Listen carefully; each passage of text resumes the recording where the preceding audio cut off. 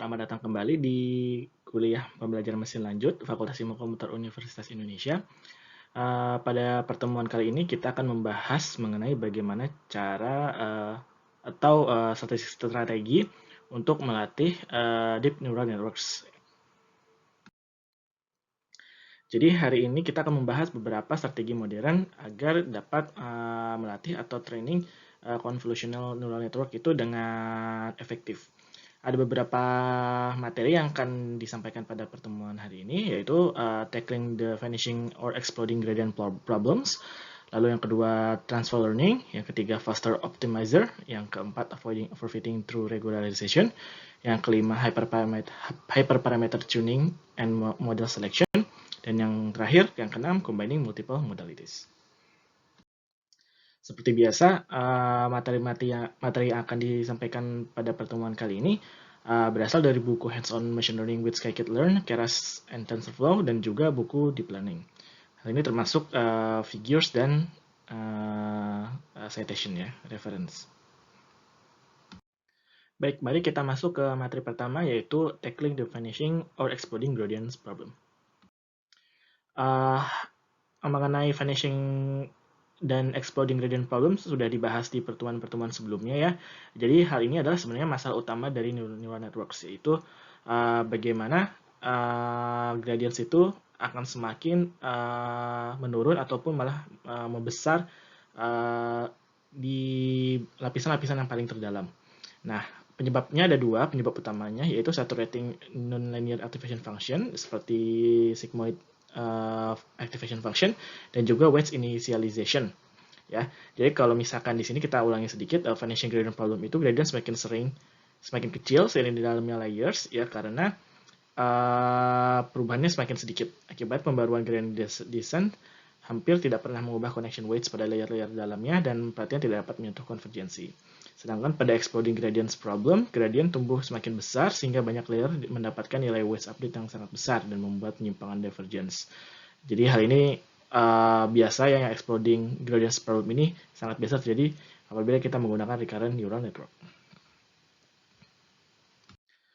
Nah, ada beberapa cara yang biasa dilakukan untuk menangani masalah vanishing ataupun exploding gradients problem di deep learning. Ada yang akan dibahas pada pertemuan kali ini ada 5, yaitu better weights initialization, lalu non-saturating activation function, Bayesian normalization, gradient clipping, dan juga residual and skipping connection. Baik, strategi yang pertama akan kita bahas adalah better weights initialization.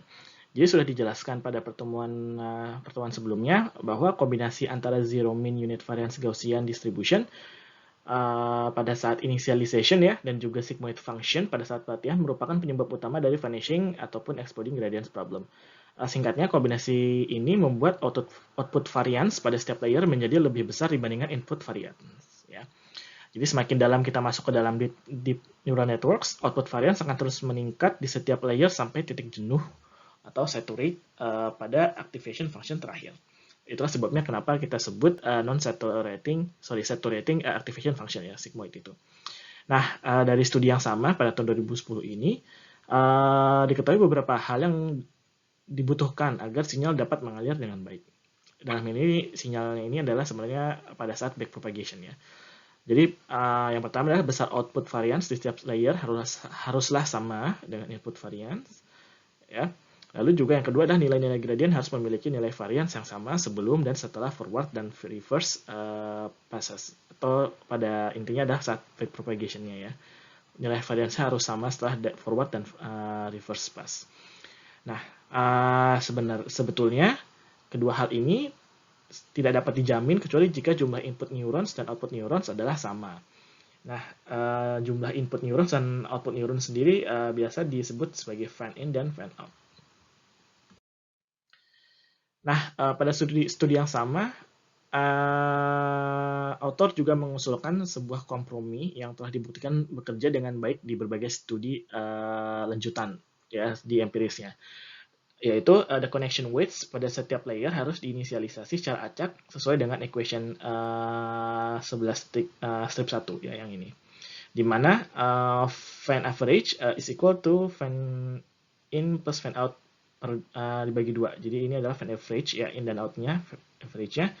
Nah, jadi di sini daripada zero mean unit variance, lebih baik menggunakan normal distribution ya, tetap Gaussian distribution dengan mean zero, tapi variance-nya sesuai dengan jumlah input neurons dan output neurons-nya ya, sesuai dengan yang tadi sudah saya sebutkan di sini. Atau bisa juga menggunakan uniform distribution ya, di mana minus R dan plus R adalah ini. Jadi sama ya, menggunakan nilai rata-rata dari jumlah input neuron dan output neuron. Nah, strategi inisialisasi ini disebut Glorot initialization. Namun perlu dicatat bahwa Glorot initialization bekerja baik untuk activation function tertentu. Jadi pada saat itu activation yang dites adalah sigmoid, softmax, and tanh. Ya, untuk ReLU dan variannya atau misalkan ILU, ya ini activation function yang akan kita bahas di berikutnya, lebih baik menggunakan He initialization. Sedangkan untuk CLU lebih baik menggunakan Lesion initialization. Jadi ini makanya ini sangat tergantung dari tipe nonlinear activation function yang akan kita gunakan. Baik, strategi berikutnya ya adalah menggunakan non-saturating activation function. Nah, beberapa non-saturating activation function yang paling umum digunakan di arsitektur deep neural networks adalah yang pertama rectified linear unit atau ReLU, yang kedua adalah leaky ReLU, ya, yang ketiga adalah parametric leaky ReLU atau PReLU, dan yang keempat adalah exponential linear unit atau ELU. Nah, beberapa catatan mengenai sigmoid function ya, yang saturating activation function berdasarkan studi neuroscience, biological neurons memiliki activation function yang sebenarnya sangat mirip dengan sigmoid function, yaitu berbentuk S-shaped ya. Sehingga sebelum deep learning, para peneliti terjebak pada fungsi sigmoid untuk waktu yang cukup lama. Akan tetapi studi terbaru, terutama pada deep learning, yang menunjukkan bahwa ReLU umumnya bekerja lebih baik untuk ANN. Ya. Jadi untuk artificial neural network telah dibuktikan ya bekerja lebih baik dibandingkan dengan sigmoid S-shape yang sebenarnya lebih mirip ke visual cortex mamalia termasuk manusia. Nah, ini adalah salah satu kasus di mana analogi biologis kadang-kadang tidak tepat atau misleading. Baik, non-saturating activation function yang pertama adalah rectified linear unit. Nah, ReLU sendiri ini adalah activation function yang paling umum digunakan untuk berbagai arsitektur deep neural networks. Nah, rectified linear unit atau ReLU sendiri memiliki fungsi seperti ini, di mana ReLU mendapatkan input value Z dan mengeluarkan output sebenarnya adalah max antara 0 dan Z. Jadi bisa dilihat ya, ReLU itu adalah yang ungu di sini, yang garis titik garis. Nah, bisa dilihat sebenarnya bentuknya garis seperti ini. Jadi kalau misalkan nilai Z-nya itu lebih kecil pada 0, maka nilai ReLU-nya adalah 0, sedangkan untuk positif mengikuti nilai Z. Jadi sebenarnya menghilangkan nilai minus sebenarnya ya, dengan lebih gampang ya. Nah, ReLU sendiri tidak memiliki nilai output maksimum, sehingga membantu mengurangi masalah yang vanishing gradient problem selama komputasi di gradient descent ya, karena nilainya mengikuti Z, yang ini nilai optimumnya, nilai maksimumnya. Nah, lalu juga ReLU memiliki bersifat continuous, yaitu di sini ya. Namun baik bisa dilihat, maksudnya di positif dan negatifnya nilainya continuous ya. Tapi sayangnya tidak dapat diturunkan pada Z sama dengan 0 karena tiba-tiba berhenti di sini. Jadi kemiringannya berubah secara tiba-tiba. Ya, jadi gradient itu sulit dikomputasi. Jadi bouncing around. Nah, nilai turunannya sendiri adalah 0 ya, untuk kalau misalkan Z-nya kurang dari 0. Jadi ini bisa dilihat, ini adalah nilai derivatifnya untuk activation function yang diilustrasi di sini ya. Jadi bisa dilihat kalau step itu seperti ini. Yang merah, sigmoid itu yang S, yang hijau, tanh itu yang biru. Nah, ini adalah turunannya dari activation function yang ada di kiri ini. Nah, namun pada dalam praktiknya, walaupun ya ada kekurangannya, itu tidak dapat diturunkan pada nilai 0, sudah tunjukkan di berbagai studi bahwa ReLU bekerja sangat baik dan cepat dalam komputasi. Nah, sayangnya ReLU Activation Function itu tidak sempurna. Selain tadi permasalahan sudah disebutkan, yaitu tidak memiliki derivatif di saat Z sama dengan 0, ReLU juga memiliki masalah lain yang bernama dying ReLUs, ya, di mana beberapa neurons atau units mati, berhenti bekerja, yang berarti mereka berhenti mengeluarkan apapun selain 0 selama proses training. Nah, jadi hal ini terjadi karena pada saat jumlah bobot inputnya negatif untuk semua contoh instance atau sampel yang ada di dalam training set, gradiennya pasti 0, jadi tidak bisa bergerak kemana-mana, ya. Jadi karena ketika menggunakan ReLU saat gradiennya saat ZI-nya itu negatif, maka sudah tidak neuronnya sudah tidak akan bekerja lagi. Jadi saat menyentuh negatif, nilai Z-nya itu tidak akan berpengaruh lagi. Ya, jadi di sini jelaskan.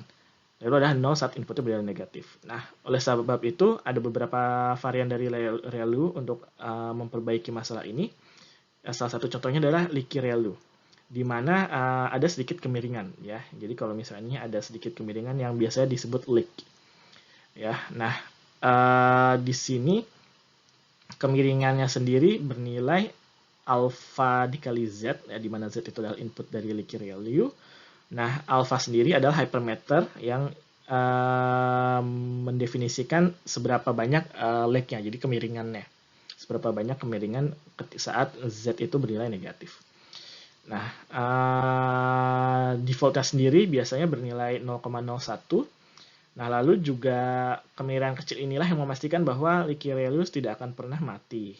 Jadi saat Z-nya bernilai negatif, neuronsnya sendiri memiliki, karena ada kemiringan ya, jadi ada sedikit nilai gradients.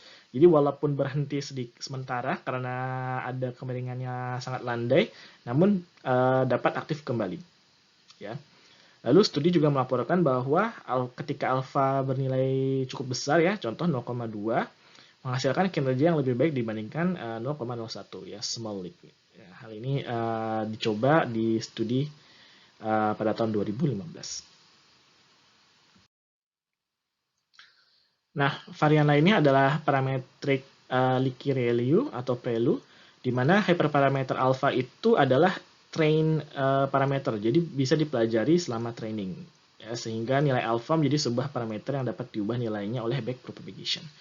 Nah, PReLU dilaporkan sangat mengungguli ReLU pada saat dataset besar, tapi pada saat dataset yang lebih kecil, PReLU berisiko menyebabkan overfitting pada training set. Ya, jadi karena kemiringannya disesuaikan sesuai dengan training dataset, maka bisa terjadi overfitting. Ya. Lalu berikutnya ada exponential linear unit atau ELU. Ya, ini diusulkan pada tahun 2015. ELU sendiri mengungguli semua ReLU varian, ya, terutama waktu pelatihan atau training yang lebih cepat, dan model neural network memiliki performa yang lebih baik pada testset. Fungsi ELU sendiri adalah seperti ini, ya. Dan grafiknya itu seperti ini. Jadi saat positif sebenarnya sama, karena ReLU sendiri tidak ada masalah saat Z-nya itu bernilai positif. Ya, namun pada saat nilainya negatif lah yang sering jadi masalah. Nah, di ELU nilai negatifnya itu memiliki eksponensial. Jadi eksponen sesuai dengan eksponen function seperti ini. Jadi ada alpha, lalu eksponensial value dari Z-nya, nah, dikurangi 1. Jadi seperti ini. Nanti digambar akan seperti ini. Ya. Nah, saat alfanya itu adalah 1, ya, di sini alfa adalah sama dengan 1, maka fungsinya terhubung dengan sangat baik atau smooth, ya.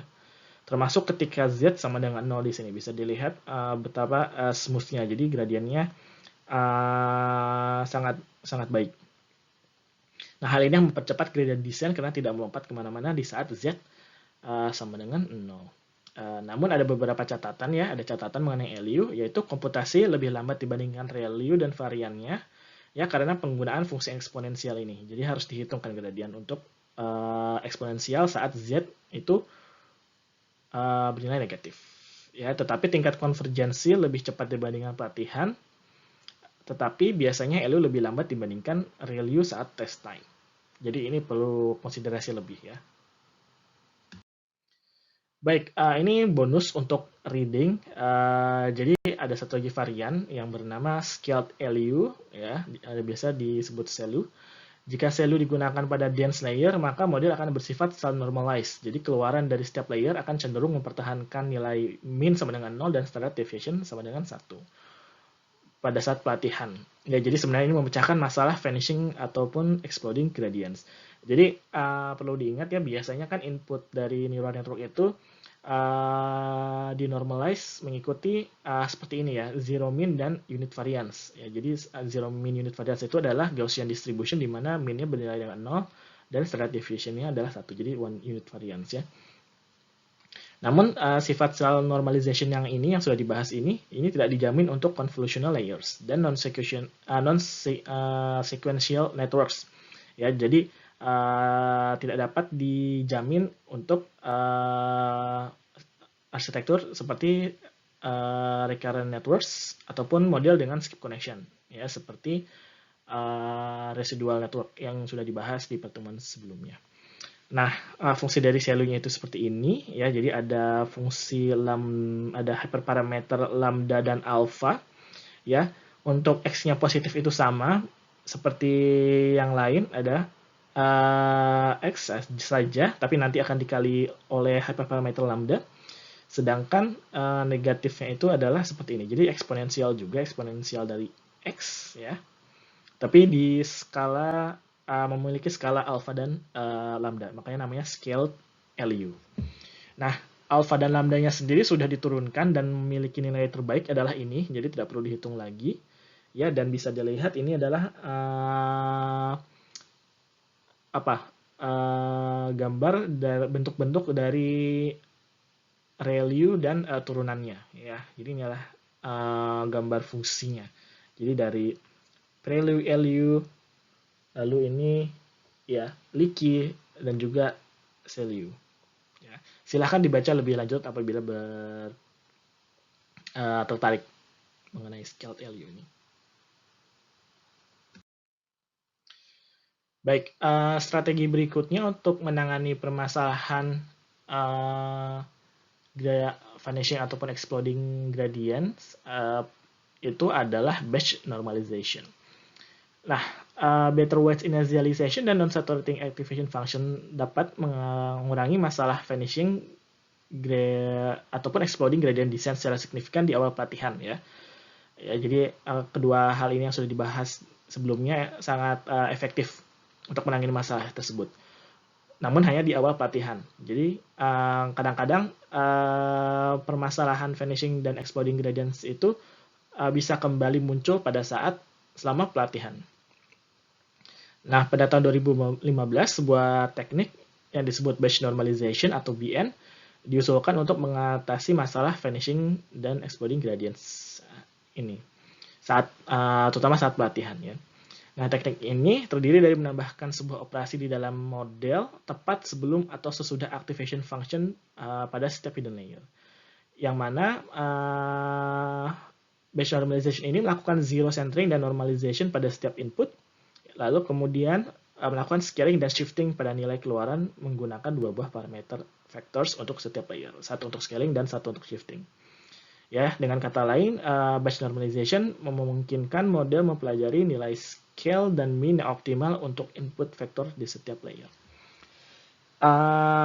Di lain pihak ya, apabila kita menggunakan batch normalization sebagai layer awal ya, biasanya batch normalization juga dapat berfungsi sebagai normalization untuk input data. Jadi kita tidak perlu melakukan normalisasi terhadap training data kita. Tapi perlu diingat bahwa batch normalization melakukan normalization terhadap batch input ya. Jadi tidak melakukan normalization terhadap seluruh training data. Jadi itu yang harus diingat. Ya. Tapi banyak studi memperlihatkan bahwa hal ini juga cukup efektif untuk pelatihan deep neural network. Nah, untuk dapat melakukan zero centering dan normalization terhadap input ataupun batch ya, input batch, maka algoritma batch normalization ini memerlukan atau melakukan estimasi terhadap setiap batch input mean dan standard deviation-nya, ya, standard deviation. Nah, hal ini bisa dilakukan dengan menghitung senilai dari mean dan standard deviation pada setiap batch inputnya. Jadi setiap mini batch inputnya, ya. Jadi kalau misalkan melihat function atau algoritma dari batch normalization sendiri, bisa dilihat bahwa setiap mini batch input dari batch normalization itu menghitung mean dari batch-nya, ya. Lalu juga menghitung standard deviation-nya. Lalu dengan menggunakan mean, ya, batch normalization akan melakukan zero centering di sini dan juga menggunakan apa namanya di sini standard deviation-nya, ya. Jadi di sini centering dan di sini melakukan normalizing deviation-nya. Lalu yang terakhir adalah di sini melakukan scaling dan shifting, ya, di mana di sini adalah scalingnya adalah menggunakan gamma dan shiftingnya menggunakan beta. Ya. Jadi untuk gamma dan betanya sendiri akan didapatkan berdasarkan ini. Jadi train parameter ya akan didapatkan dari hasil pelatihan. Ya, sedangkan di sini mean dan start deviation-nya dihitung per batch. Ya. Nah, lalu karena gamma dan beta sendiri itu dihitung berdasarkan mean dan standard deviation, maka sebenarnya ya harus dihitung juga ya di sini. Jadi karena x-nya itu adalah yang sudah di zero centering dan normalized. Tapi yang nanti akan dipelajari adalah yang akan disimpan sebagai parameter adalah gamma dan betanya. Nah, singkatnya terdapat 4 parameter vectors yang akan dipelajari oleh batch normalization layer.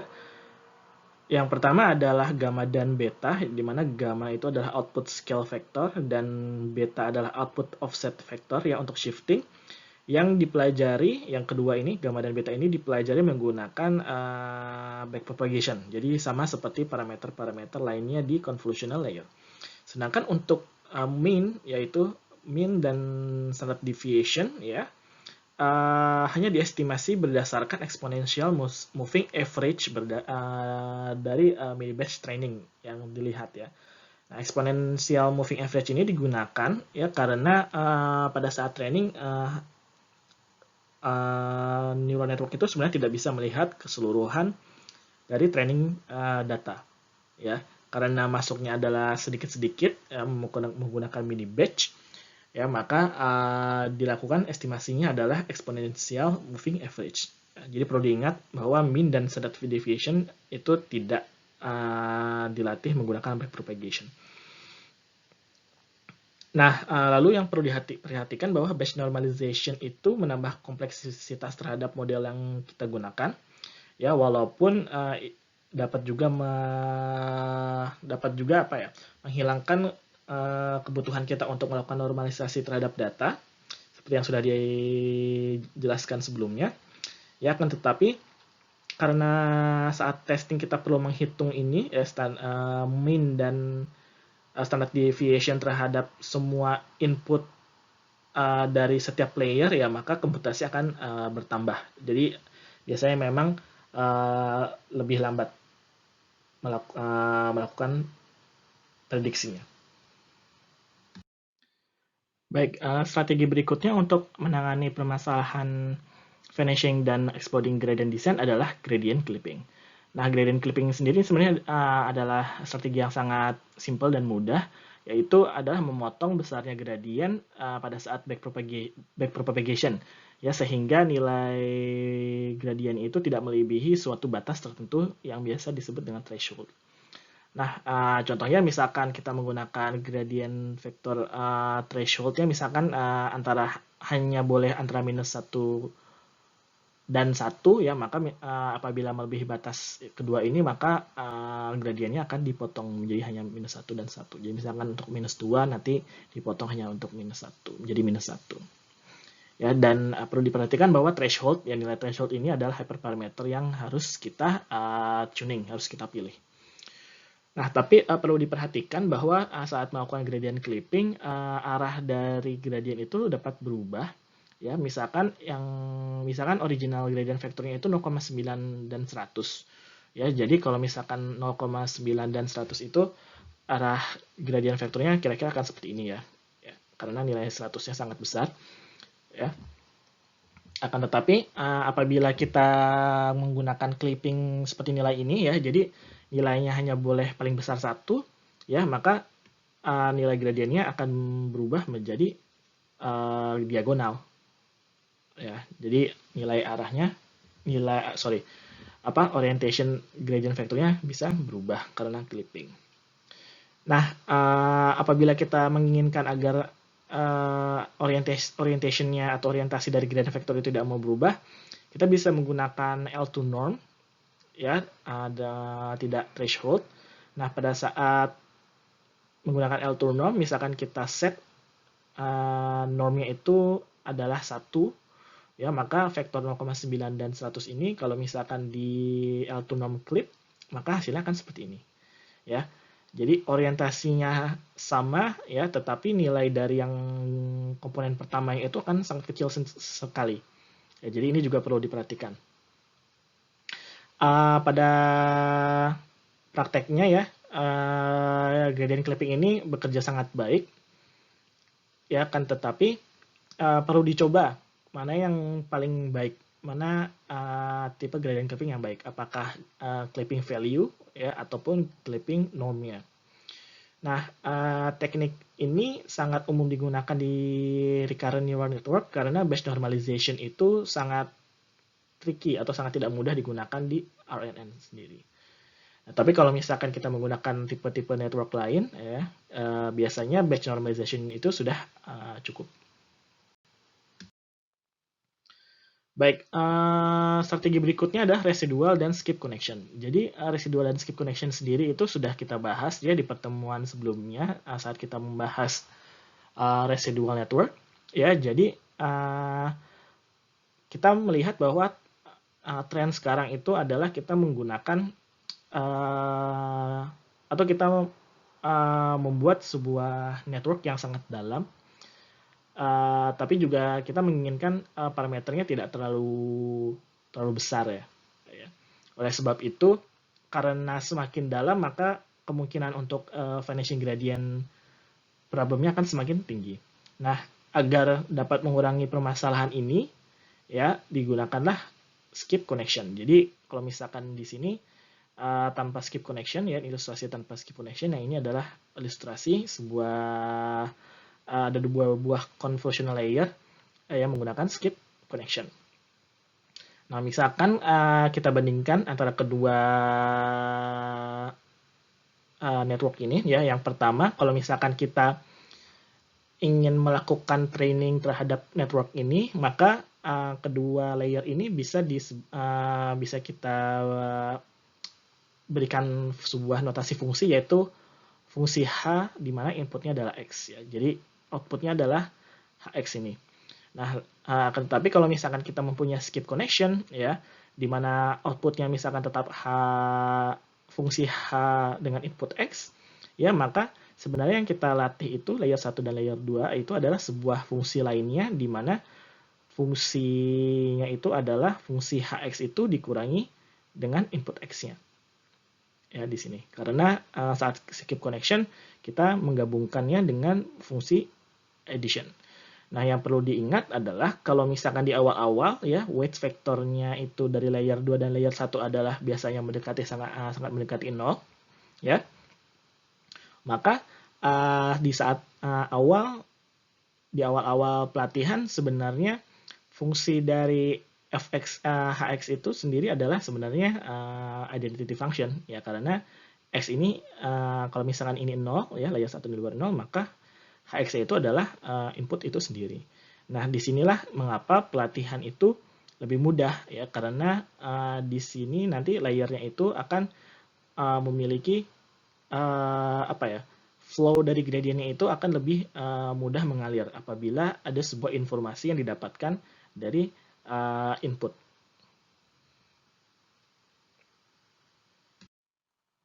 Nah, residual dan skip connection sendiri juga bisa membuat pelatihan lebih mudah ya. Sudah dijelaskan bahwa flow-nya akan lebih mudah mengalir karena adanya input dari layer-layer sebelumnya. Nah, pada prakteknya terkadang layer-layer dari neural network itu tidak dilatih pada saat yang bersamaan ya. Jadi karena gradient itu kan sangat tergantung dari perubahan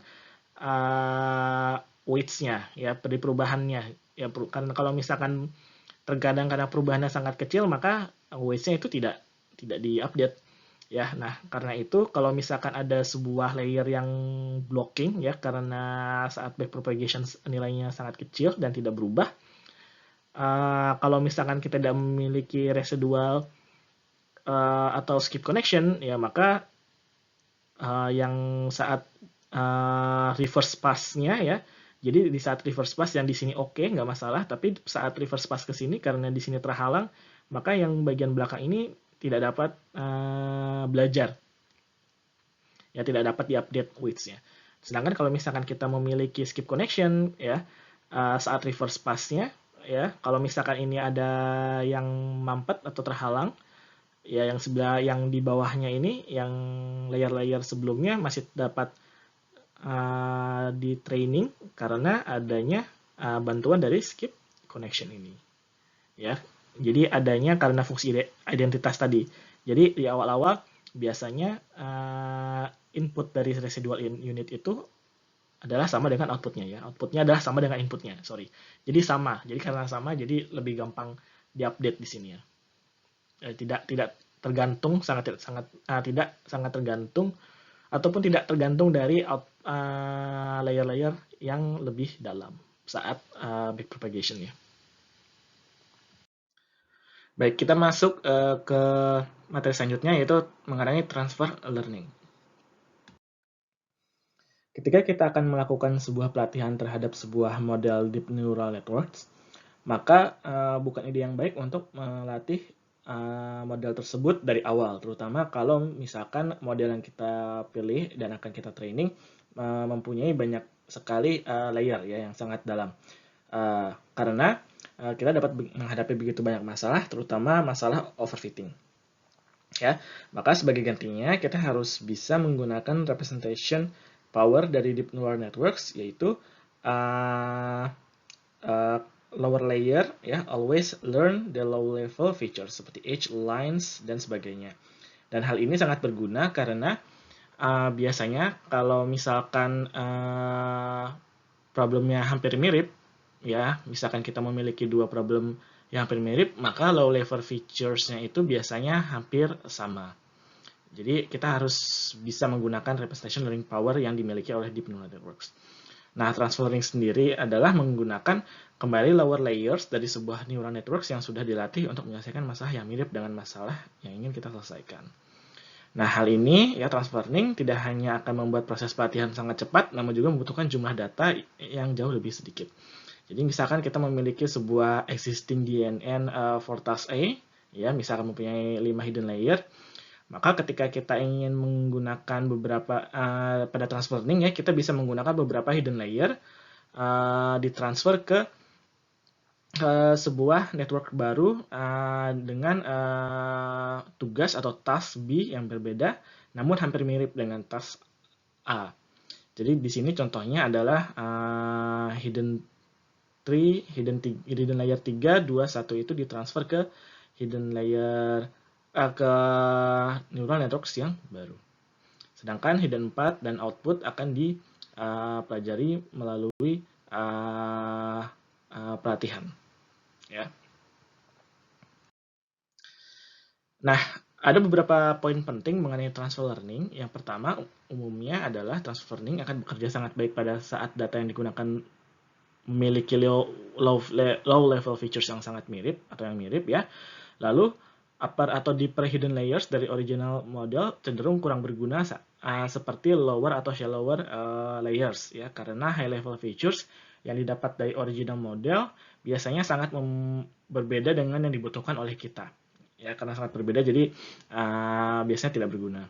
Lalu semakin mirip tugasnya, semakin banyak layer yang bisa kita gunakan kembali ya, dimulai dari yang paling low, yang paling apa namanya, yang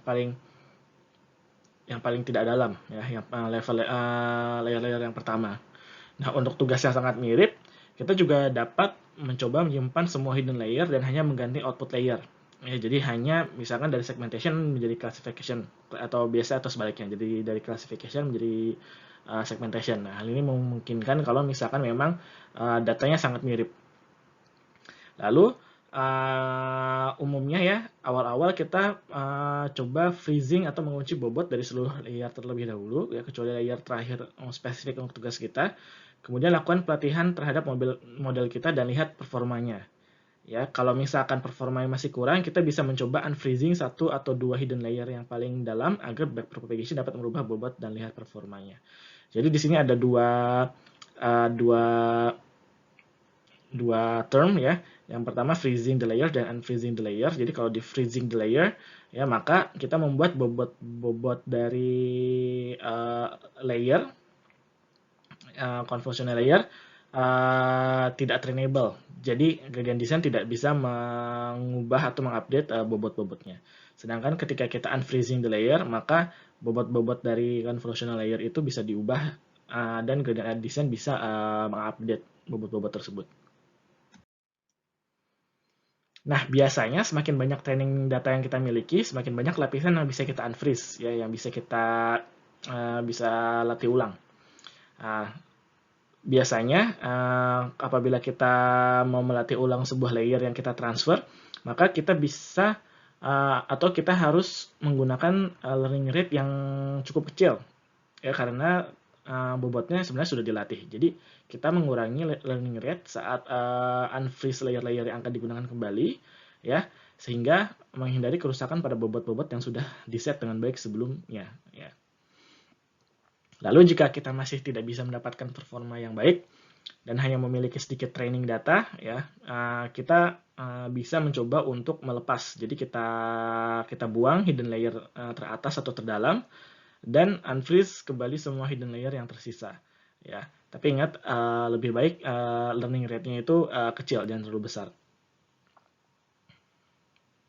Atau kita juga bisa dengan cara lain, yaitu melepaskan ya beberapa layer mulai dari atas sampai ke bawah. Jadi mulai dari yang paling terdalam sampai yang pertama ya. Jadi kita coba sebenarnya sampai layer mana kita bisa menggunakan atau kita transfer layernya. Nah, jika kita memiliki banyak training data, ya, kita bisa mencoba mengganti hidden layer teratas atau terdalam ya. Tidak dilepas atau tidak di drop, atau bahkan bisa menambahkan lebih banyak hidden layer ya.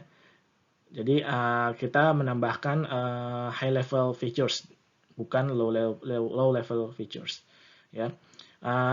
Ada beberapa, tapi hal yang paling penting mengenai transfer learning adalah transfer learning bekerja sangat baik dengan deep convolutional neural networks karena convolutional neural networks itu mempelajari feature atau detectors yang lebih general di low level features ya. Jadi karena kekuatan dari convolutional neural networks itu, kita bisa menggunakan transfer learning. Nah, apabila kita tidak memiliki cukup banyak label training data, ya tidak ada manual labelnya, maka salah satu opsi yang bisa kita gunakan adalah membuat sebuah model neural networks yang berfungsi atau bertugas untuk melakukan sebuah auxiliary task atau sebuah tugas yang sebenarnya berrelasi sangat kuat dengan tugas yang sebenarnya kita ingin selesaikan. Yang mana auxiliary task ini dapat dengan mudah kita mendapatkan atau membuat label training datanya ya. Lalu setelah di training model yang telah yang dilatih untuk auxiliary task, kita bisa melakukan transfer learning. Ya, jadi misalkan paling mudah biasanya sebenarnya kita ingin menyelesaikan tugas A. Lalu yang mana sebenarnya ada segmentation. Ya, segmentation. Ya, nah ini segmentation biasanya sangat sulit didapat manual labelnya, terutama misalkan di medical image analysis. Maka bisa kita lakukan adalah memilih sebuah auxiliary task, misalnya task B, ya, di mana task B ini sebenarnya hanya classification. Ya, classification itu lebih mudah didapat labelnya. Ya, jadi misalkan hanya menebak apakah gambar ini misalkan brain MRI ataukah X-ray atau apa, ya, dia yang mirip-mirip. Nah, jadi karena classification ini lebih mudah, maka bisa kita training dulu menggunakan DNN, misalkan DNNB. Ya, maka setelah dilatih kita mendapatkan setelah kita mendapatkan hasil yang bagus untuk classification-nya untuk di task B, maka kita bisa melakukan transfer learning dari DNN B, ya, ke DNN A. Ya. Jadi ditransfer ke sini. Nah, dengan begitu maka paling tidak low level feature-nya, ya, low level features-nya itu biasanya mirip kalau misalkan task A dan task B-nya itu saling berkaitan atau saling memiliki relevansi yang sangat kuat. Ya, seperti itu. Nah, atau kita juga bisa melakukan unsupervised pre-training. Jadi yang tadi telah kita bahas adalah di mana tugas A, ya, tugas A dan tugas B itu memiliki sama-sama memiliki manual label. Ya, sama-sama memiliki manual label. Yang satu untuk segmentation, yang satu lagi untuk classification. Tapi dua-duanya ini adalah manual. Adalah manual label. Nah, ini yang disebut sebenarnya supervised pre-training, ya supervised pre-training, ya, yang tadi dijelaskan di slide sebelumnya. Nah, bisa juga kita melakukan unsupervised pre-training di mana kita melakukan rekonstruksi terhadap input datanya, ya, karena untuk melakukan auxiliary task B itu sama-sama mahal. Jadi apabila task B, auxiliary task B itu sama mahalnya untuk mendapatkan manual labelnya dengan task A, ya, maka tidak bisa kita lakukan supervised pre-training, tapi kita bisa melakukan unsupervised pre-training. Nah, unsupervised pre-training ini bisa kita lakukan dengan cara misalkan kita memiliki input A, ya, misalkan datanya A, ada image A, misalkan brain MRI, kita bisa masukkan ke sebuah neural network, ya, DNN. Ya, lalu DNN ini sebenarnya mencoba merekonstruksi kembali input A menjadi input A. Ya, di sini A aksen itu rekonstruksi, ya, di sini rekonstruksi.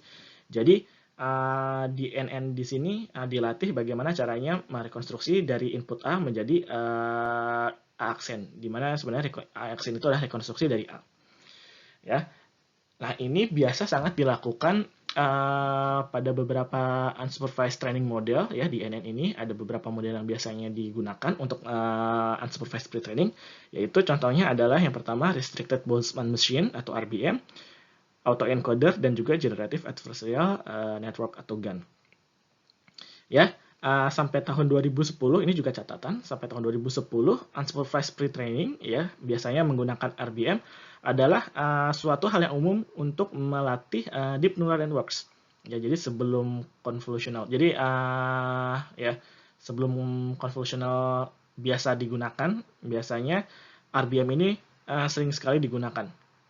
Ya, dan biasanya pre-training juga digunakan untuk mengurangi masalah vanishing gradient problem. ya, yang biasa sangat terjadi apabila kita melakukan pelatihan deep neural networks.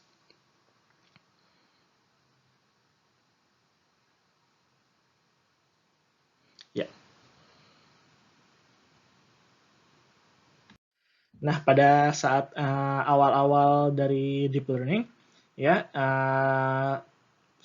melatih neural network yang sangat dalam itu sangat sulit, ya. Maka banyak sekali orang yang menggunakan sebuah teknik bernama greedy layer pre-training. Nah, greedy layer pre-training itu sama dengan hampir mirip dengan unsupervised pre-training. Jadi di mana misalkan kita sebenarnya ingin menggunakan sebuah neural networks ya dengan 3 hidden layer. Ya, tapi karena sangat sulit dilakukan training atau mungkin sulit sekali mendapatkan labeled data, ya maka kita bisa melakukan greedy layer wise pre-training. Jadi di mana pertama kita melatih neural networks yang memiliki lebih sedikit hidden layer menggunakan unlabeled data. Jadi di sini hidden layer itu dilatih, misalkan kita memiliki 3 hidden layer, maka kita melakukan satu pre-training untuk setiap hidden layernya. Ya, jadi misalkan di sini yang pertama kita ingin melatih hidden pertama, maka di layer wise pre-training pertama kita ingin melakukan rekonstruksi ya dari input layer ini, input layer ke hidden layer ya, lalu merekonstruksi balik ke input layer ya, jadi sama mirip, jadi dari A ya ada di NN lalu ke A rekonstruksi ya, tapi di sini ya, di sini hanya menggunakan satu hidden layer. Nah, setelah hidden layer ini kita pre-training, kita kunci, ya, lalu kita tambahkan hidden layer kedua, lalu melakukan hal yang sama, ya, yaitu kita melakukan pertama, kita ada A, ya ada image A, kita masukkan lalu kita rekonstruksi balik menjadi A aksen, ya, dan kita latih hanya hidden layer kedua. Lalu yang ketiga, ya kita juga yang sama. Jadi kita kunci hidden layer 1 dan hidden layer 2 yang sudah kita latih, ya, dan kita tambahkan hidden layer ketiga. Lalu kita latih lagi hidden layer ketiga dengan teknik yang sama, yaitu rekonstruksi balik. Ya, lalu setelah layer 3 ini selesai kita latih, kita pre-train, ya, kita kunci semuanya biasanya. Biasanya atau mungkin hanya layer satunya saja. Nah, yang ini kita fine tune. Sedangkan yang output, misalkan segmentation layer atau apapun itu kita latih dari awal menggunakan labeled data. Ya, jadi yang ini supervised, yang ini unsupervised. Nah, biasanya contoh ini menggunakan auto encoder. Hal yang sama biasa sangat dilakukan terutama kalau kita menggunakan deep belief network ya, deep belief networks atau deep Boltzmann machine. Ini biasanya dilakukan juga pre-training seperti ini. Nah, tapi biasanya sekarang kalau misalkan karena sudah ada generative ada autoencoder atau GAN ya, generative adversarial network, maka biasanya pre-training dilakukan menggunakan antara autoencoder atau generative adversarial networks rather than RBMs. Nah, untuk selanjutnya silahkan membaca apabila tertarik mengenai unsupervised pre-training, terutama yang greedy layer wise pre-training, mengenai Boltzmann machine, restricted Boltzmann machine atau RBM, atau deep Boltzmann machine atau DBM, dan juga deep belief nets. Ya, ini adalah sebenarnya juga salah satu precursor dari deep neural networks ya, dan masih sering digunakan untuk beberapa tugas. Ya, jadi masih sangat menarik untuk dibahas. Baik, sampai sini saja dulu pertemuan kali ini. Kita akan membahas materi-materi selanjutnya di pertemuan berikutnya. Terima kasih.